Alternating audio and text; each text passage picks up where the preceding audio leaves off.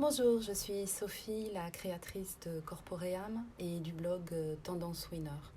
Mon objectif, c'est de vous aider à libérer la femme médecine qui est en vous, c'est-à-dire cette partie de vous qui est en recherche d'équilibre, d'harmonie et de guérison.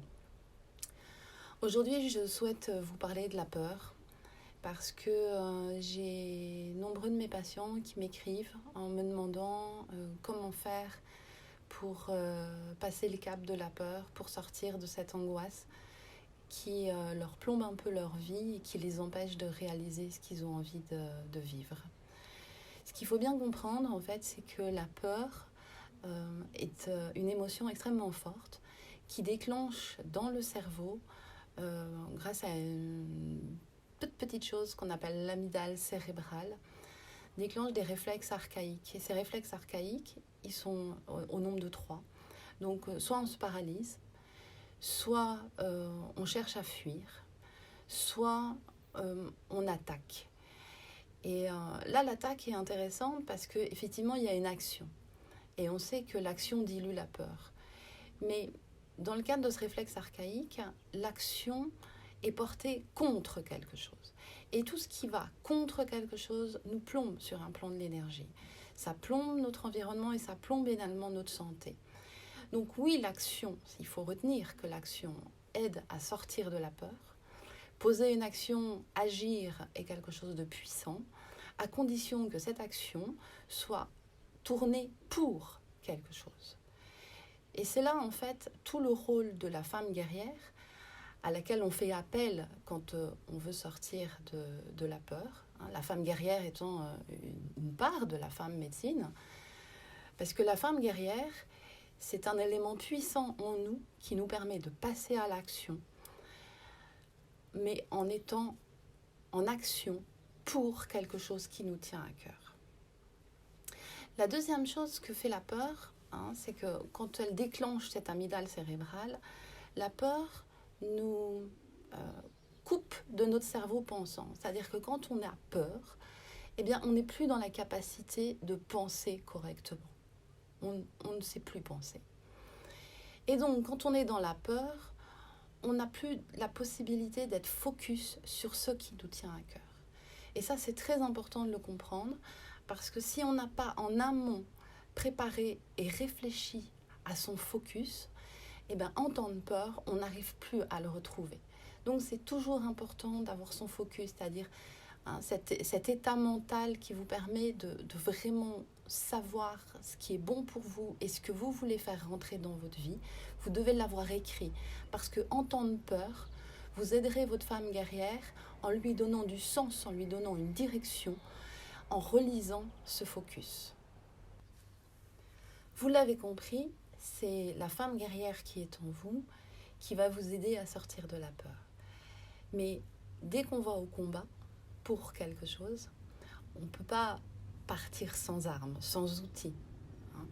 Donc votre femme guerrière a besoin de posséder des outils pour pouvoir vous aider, pour pouvoir s'en sortir. Et ces outils, c'est à vous de lui fournir. Il existe plusieurs outils que vous pouvez développer en vous, sur lesquels vous pouvez travailler. Le premier outil que vous devez fournir à votre femme guerrière, c'est un plan stratégique clair. C'est-à-dire que votre femme guerrière, et donc vous devez savoir exactement quelles sont les étapes qu'il vous faut franchir avec succès pour atteindre votre objectif. Et ça, vous devez l'écrire. Vous devez avoir une clarté de ce qu'il vous faut faire. Le deuxième outil qui vous est important d'avoir pour le fournir à votre guerrière, ça va être un planning. Alors bien souvent, on voit des gens qui ont des plannings avec des actions. La femme guerrière, elle n'a pas besoin d'un planning d'action. Elle a besoin d'un planning avec ses actions, ses temps de récupération, mais également ses temps de training. Et ça, c'est important que les 3 pivots soient notés sur votre planning. Donc, vous devez vous faire un planning avec les moments où vous allez agir, poser des actes. Et qu'est-ce que vous allez faire? Ça, c'est le plan stratégique. Les moments où vous allez récupérer, vous détendre, vous reposer, méditer. C'est pas ne rien faire. c'est faire des choses qui vous ressourcent. Une promenade en forêt est un temps de récupération. Il s'inscrit au planning. Vous devez avoir une routine pour vos temps de récupération.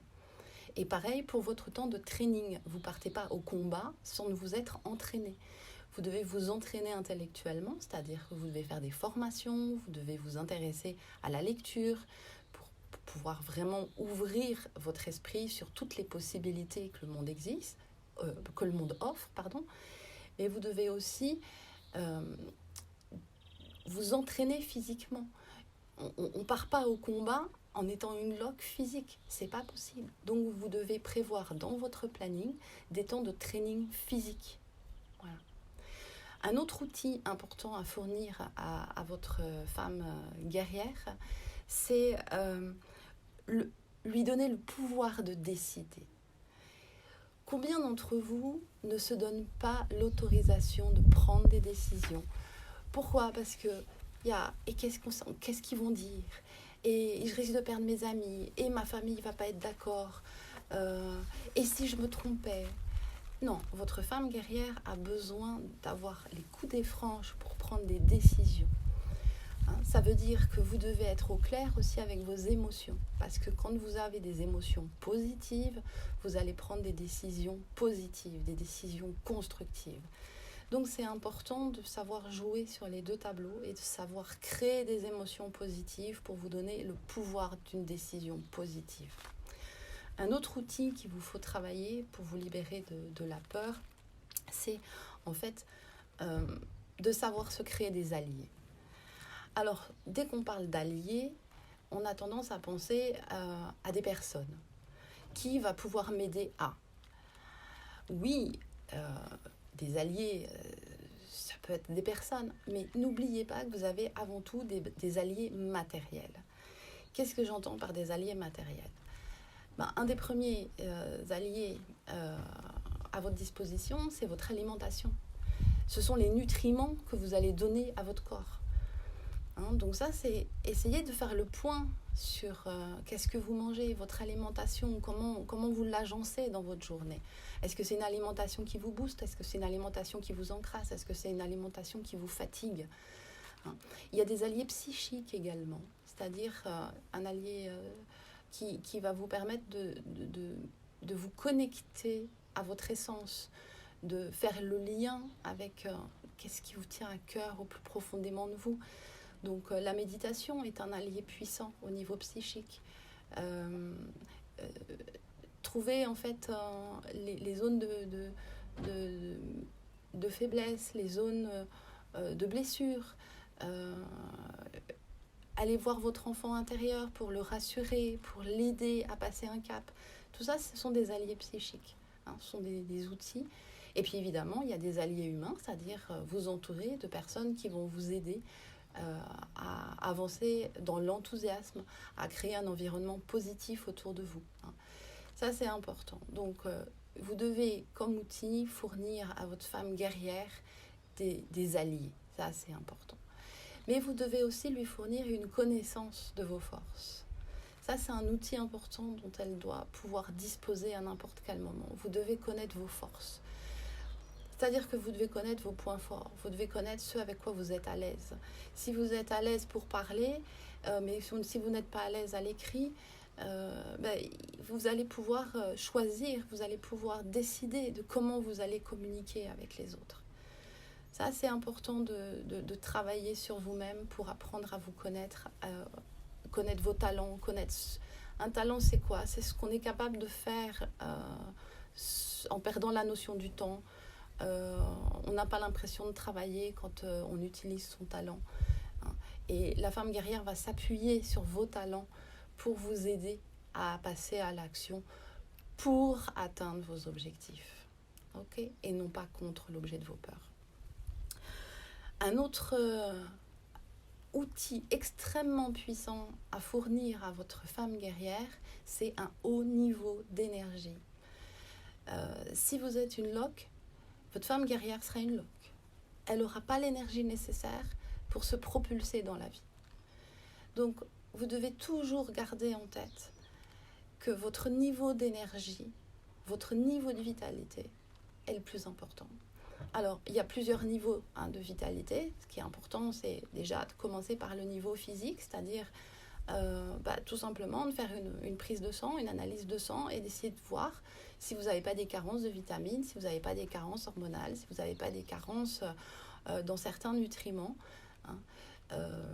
Mais ce n'est pas tout. L'énergie, ça vient aussi de notre force physique. Donc, si vous n'avez plus de muscles, vous n'aurez pas d'énergie. Donc, votre métabolisme, il fonctionnera à plein si vous avez une masse musculaire importante. Mais si vous êtes raide comme un bambou, avec des nœuds musculaires absolument partout, l'énergie ne circule pas. Donc, votre niveau de vitalité sera également très bas. Si vous ne dormez pas assez, si vous avez en permanence des pensées récurrentes négatives, des doutes, un manque de confiance en vous, vous ne pourrez pas non plus être au top de votre énergie. Donc réfléchissez à ça, parce qu'un haut niveau d'énergie permet d'appréhender la vie avec beaucoup plus d'assurance et donc d'être moins sujet aux peurs. Et puis le dernier outil qu'il est important de fournir à sa femme guerrière, c'est la connaissance de ses faiblesses. Il y a beaucoup de gens qui ont l'impression qu'ils savent faire quelque chose ou qu'ils ont la possibilité de faire quelque chose parce qu'on leur a dit que c'était bien. Alors ils travaillent pour pouvoir faire ça. Mais en fait, c'est une faiblesse qu'ils ont. Ils sont très forts sur d'autres sujets et ils ont une faiblesse sur ce sujet-là. Ça ne sert à rien de vouloir développer à fond ces zones de faiblesse. Il faut plutôt développer ces zones de talent. Encore faut-il connaître ces zones de faiblesse.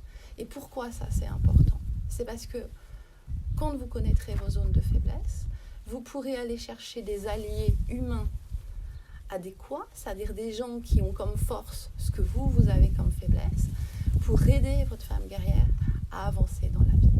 Voilà. J'espère que cette vidéo vous apporte des réponses et vous permet de démarrer un travail personnel pour vous aider à sortir de vos peurs.